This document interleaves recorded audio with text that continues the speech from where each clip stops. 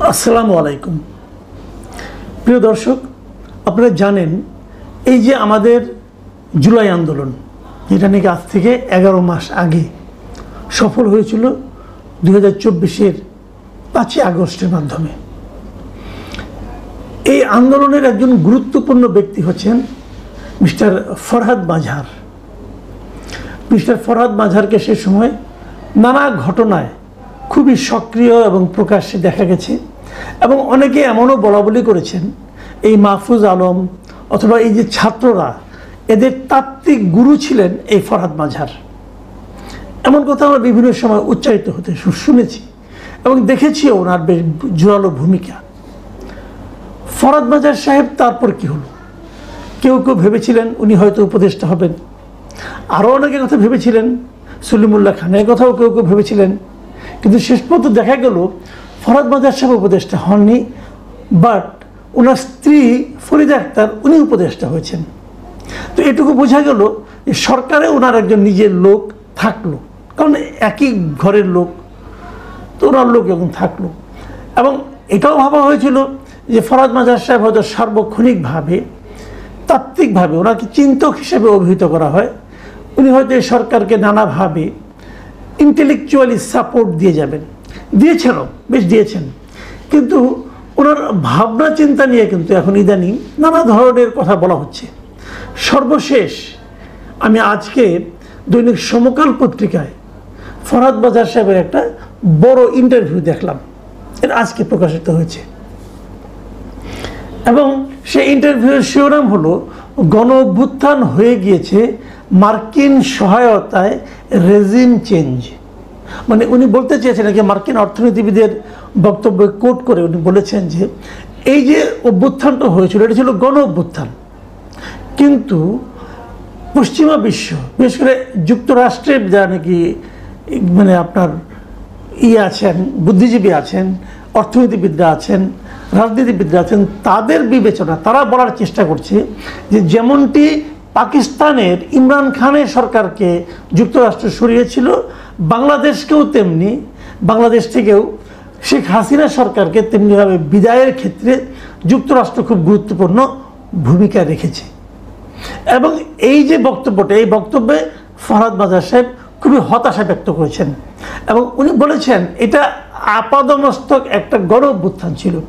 এদেশের সাধারণ মানুষ ক্ষুব্ধ ছিলেন সরকারের প্রতি, এবং যে কারণে তাদের যে সম্মিলিত শক্তি, সেই শক্তির মাধ্যমে সরকারের পতন ঘটেছে, এটা ওনার বক্তব্য। এবং উনি বলতে চাচ্ছেন যে জনগণ যে ক্ষমতা প্রয়োগ করে শেখ হাসিনা সরকারকে উৎখাত করেছে, জনগণের সেই ক্ষমতার সঙ্গে পরবর্তীতে যারা এসেছে, মানে ইউনূস সরকার অথবা অন্যরা, তারা বেসিক্যালি জনগণের সেই ক্ষমতার সঙ্গে বিশ্বাসঘাতকতা করেছে।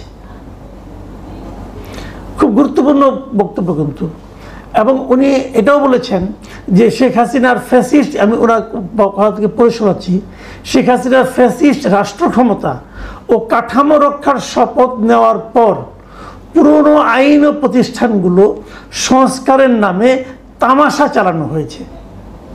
মানে উনি বলতে চাচ্ছেন শেখ হাসিনা যে পদ্ধতিতে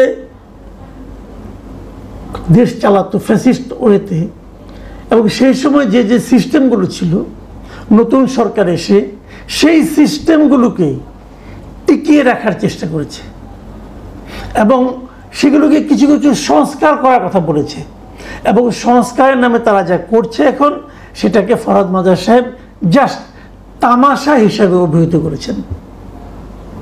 দেখুন, এই সংস্কার নিয়ে কিন্তু, সংস্কার যে কমিশনগুলি করা হয়েছে, এটা নিয়ে কিন্তু আমার আপত্তি একদম শুরুর দিন থেকে আছে, এবং আমি বারবার বলেছি যে যাদের দিয়ে সংস্কার করানো হচ্ছে, যাদের দিয়ে সংস্কার কমিশন করানো হচ্ছে, এই লোকগুলিকে আমার কাছে কখনোই একটা সংস্কারের জন্য যে মন মানসিকতা থাকা দরকার, সেই ধরনের মন মানসিকতার লোক মনে হয়নি।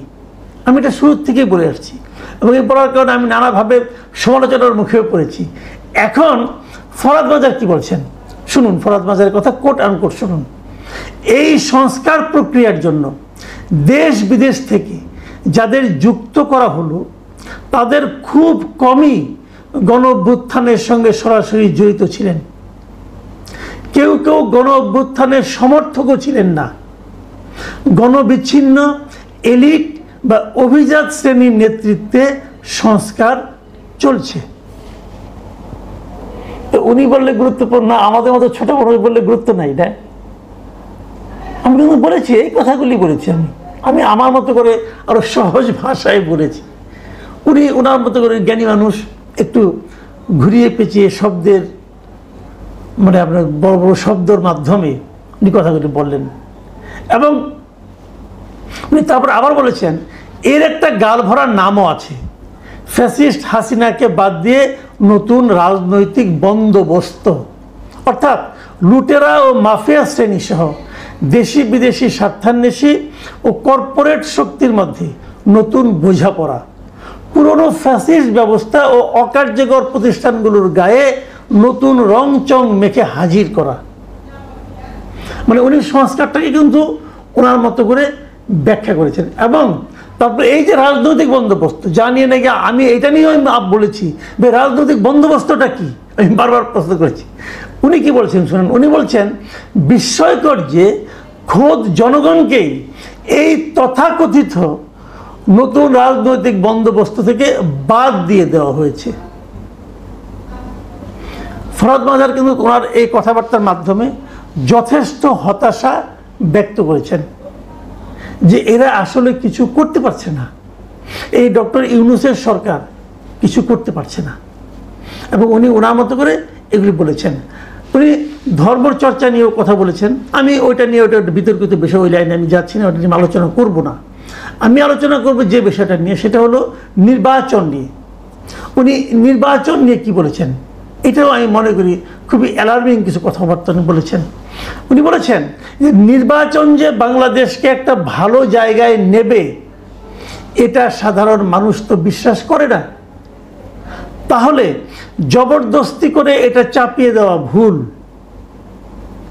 মানে এই যে নির্বাচনটার কথা বলা হচ্ছে এখন, উনি বলছেন যে এই নির্বাচনটার মাধ্যমে বাংলাদেশ একটা ভালো জায়গায় যাবে, এটা এই দেশের সাধারণ মানুষ মনে করে না।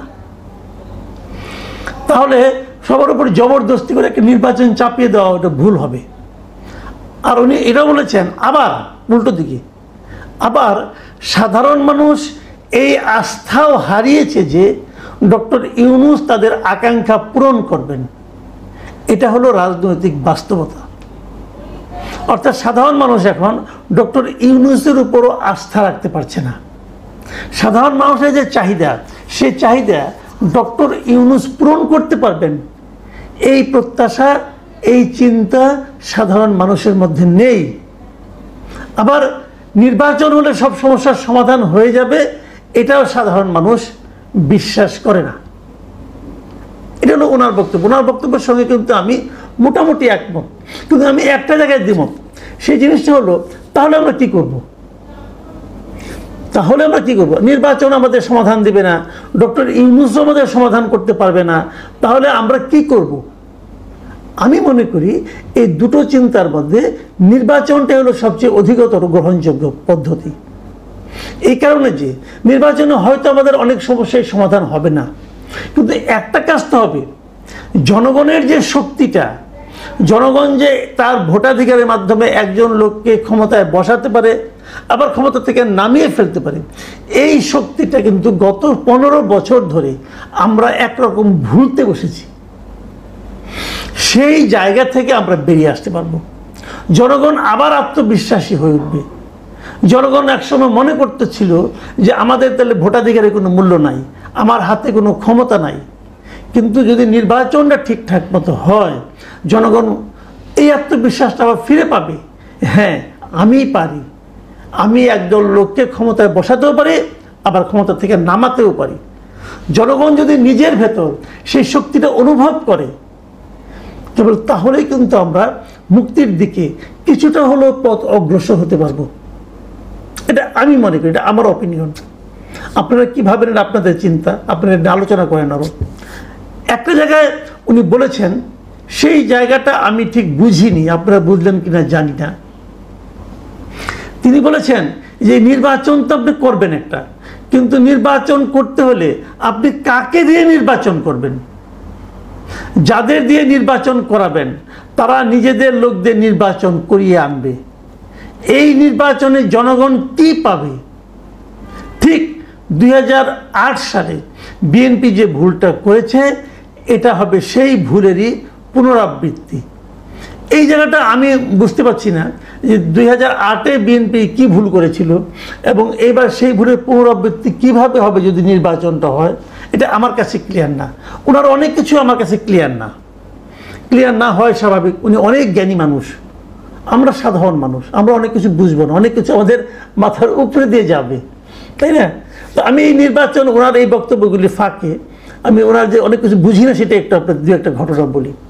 ছোট ছোট ঘটনা, অত তাত্ত্বিক ঘটনা নয়, কিন্তু শেয়ার করার লোভ সামলাতে পারছি না।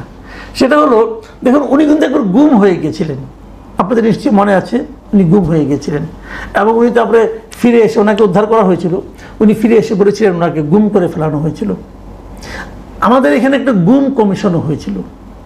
যারা যারা গুম হয়ে গেছে তাদের আত্মীয় স্বজন অথবা যারা গুম থেকে ফেরত এসেছে তারা নানাভাবে সেই গুম কমিশনের কাছে সাক্ষ্য দিয়েছে। কিন্তু দুজন গুরুত্বপূর্ণ ব্যক্তি সেই গুম কমিশনের সাক্ষ্য দিয়েছে বলে আমরা কোনো তথ্য পাইনি। তাদের মধ্যে একজন মিস্টার ফরহাদ বাজার, যার স্ত্রী একজন উপদেষ্টা, মানে একজন উপদেষ্টার স্বামী উনি গুম কমিশনের সাক্ষ্য দিয়েছিলেন বলে কোনো তথ্য আমার কাছে নেই, আমাদের কাছে নেই। আরেকজন হচ্ছেন আরেকজন নারী উপদেষ্টার স্বামী, সৈয়দা রিজওয়ানা হাসানের হাজব্যান্ড, উনিও গুম হয়ে গিয়েছিলেন। ওনাকেও একদিন দুদিন পরে পাওয়া গিয়েছিল, উনিও সাক্ষ্য দিয়েছেন, এমন কোনো তথ্য আমাদের কাছে নেই। তো কেন গুম হলেন, ওনারা কিভাবে মুক্তি পেলেন, গুম হওয়ার পরে ওনাদেরকে কে কে কি বলেছে, সেই বিষয়গুলো জনগণ জানতে পারলে কি ভালো হতো না? নাকি এগুলি নাটক ছিল? এই প্রশ্নটা কিন্তু থেকে যায়। যদিও ওনার এই ইন্টারভিউয়ের সঙ্গে আমার এই কথাটা প্রাসঙ্গিক নয়, কিন্তু যেহেতু নামগুলি এলো এই জন্য আমি একবার উচ্চারণ করলাম। কারণ আমরা যে লোকটাকে শ্রদ্ধা করি, যে লোকটাকে শ্রদ্ধা করতে চাই, যার কথা আমরা বিশ্বাস করতে চাই, যার কথা আমাদের মধ্যে নতুন চিন্তার জন্ম দেয়, সেই লোকগুলোর ব্যক্তিগত জীবনযাপনও আমাদের কাছে ট্রান্সপারেন্ট হলে আমাদের ভাবতে সুবিধা হয়। আমরা অস্পষ্ট মানুষের অস্পষ্ট বক্তব্য নিয়ে আলোড়িত হতে চাই না। প্রিয় দর্শক, এখন এই পর্যন্তই। আল্লাহ হাফেজ।